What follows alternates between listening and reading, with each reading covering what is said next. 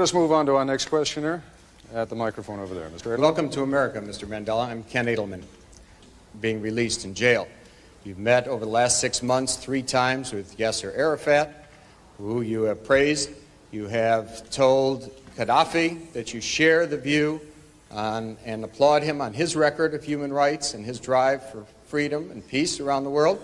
And you have praised Fidel Castro as a leader of human rights and said that Cuba was one of the countries that's head and shoulders above all other countries in human rights, despite the fact that documents at the United Nations and elsewhere show that Cuba is one of the worst. I was just wondering, are these your models of leaders of human rights? We have our own struggle, which we are conducting.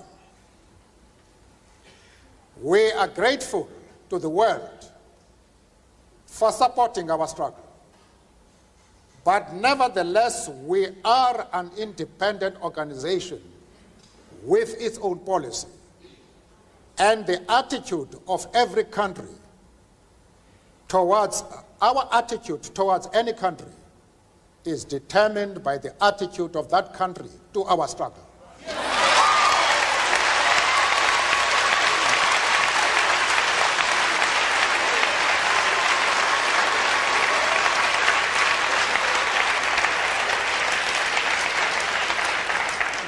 Yasser Arafat, Colonel Gaddafi, Fidel Castro support our struggle to the hilt.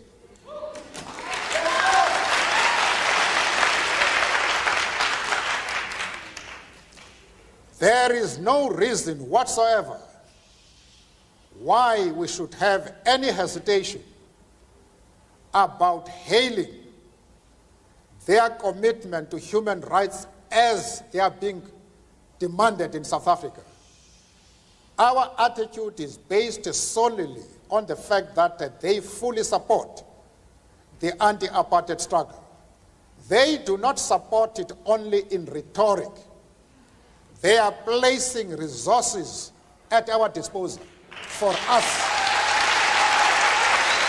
to win the struggle.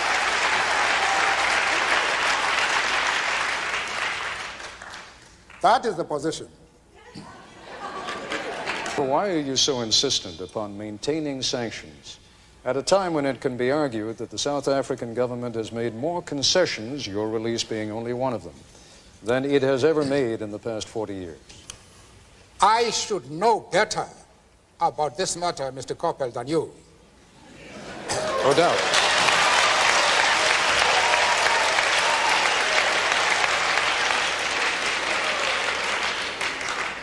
After all, it is the ANC, not the government, that is responsible for the present talks.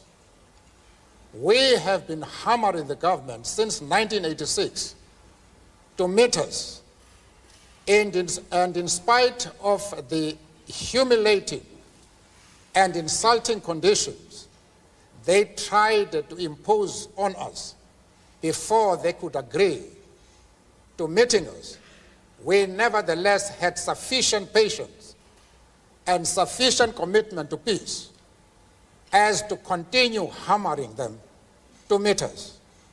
They have eventually done so, but despite the fact that the talks are now on, apartheid is still in place.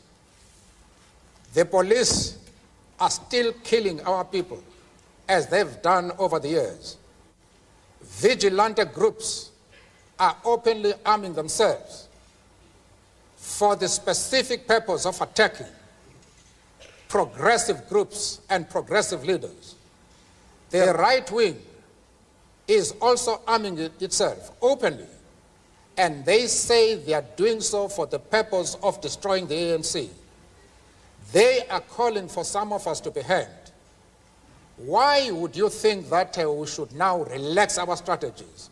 What has happened? Let's move on to the next question. Amanta. My name is Gloria Tude. I was born here in Harlem. I'm a lawyer. I've lived here all my life. I'm also on the board of directors of the African Educational Foundation that's raising money to train the people of Africa for industry. I am concerned about the future economy of South Africa. I am concerned when I look at the newer countries that gained their freedom so hard fought, indeed did not demonstrate sound fiscal policy. Illiteracy is still quite large, and hunger.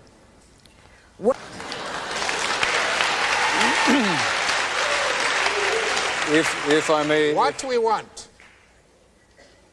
want to achieve is a healthy and vibrant economy which can ensure full employment to our people, maximum production, and the development of social justice. We wanted to rectify the imbalances that exist in our economy. One of the companies, well-known companies in the country, one company owns more than 75% of the shares quoted in the Johannesburg Stock Exchange. This is illustrative of how our economy is organized. It is more, the resources of the country are monopolized by a white minority, even in that minority by a few individuals, whereas the masses of the people, especially blacks, are left poor, ridden with disease, illiteracy, without educational facilities. We wanted to develop an economy which will put an end to that and will leave to other people to put a label if they so wish. Hello, Nelson. I'm a South African. I'm an Afrikaner. I want self-determination for my people in a part of South Africa. You can't have the whole South Africa for yourself. A part of it belongs to my people. Nelson, you're not going to nationalize the assets of the white people. I have worked for my banks, my mines, my businesses, and my farms. You are not going to take it. Stop your violence. Stop your sanction campaign. Stop your nonsense. Leave the violent campaign alone and come and sit down, become a normal person and talk, and maybe that way we can find solutions. And lastly, forget communism, Nelson. It's gone. And I hope you will be well. I believe you were ill. I hope you will recover and have a good journey. I am happy to know you. I hope that one day we shall have the opportunity to discuss the affairs of our country. Before I pose my question, permit me to say first that when I had the pleasure and honor of meeting with Mr. Mandela in Geneva, we said to him, and I would like to repeat this now, in order to put my question in context, that the commitment of the Jewish organizations that met with him to the struggle against apartheid, against racism, against injustice in South Africa is absolutely unconditional. It is not dependent on whether we are happy or unhappy with responses that Mr. Mandela gives to some questions. Having said that,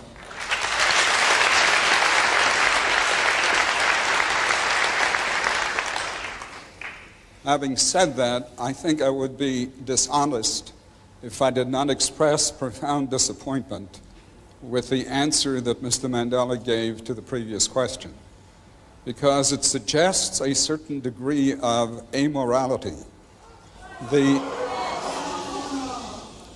It suggests that what these people do in their own countries, what a Gaddafi does in Libya, what a Castro does in Cuba, is totally irrelevant, even in terms of the issue of human rights, as long as they support the cause of the ANC.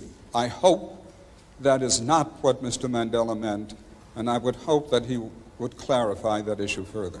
Mr. Mandela.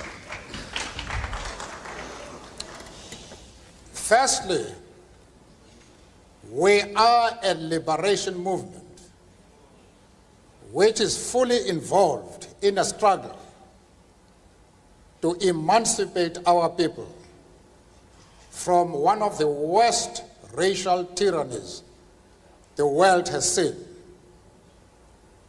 We have no time to be looking into the internal affairs of other countries.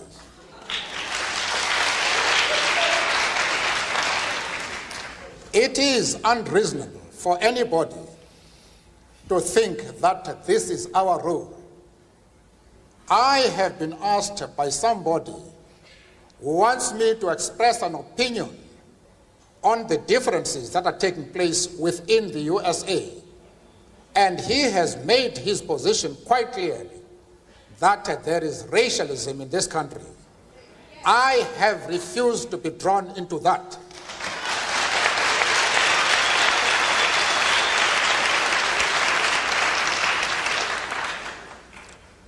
Why should Mr. Sigmund accept my refusal to be withdrawn into the internal affairs of the United States?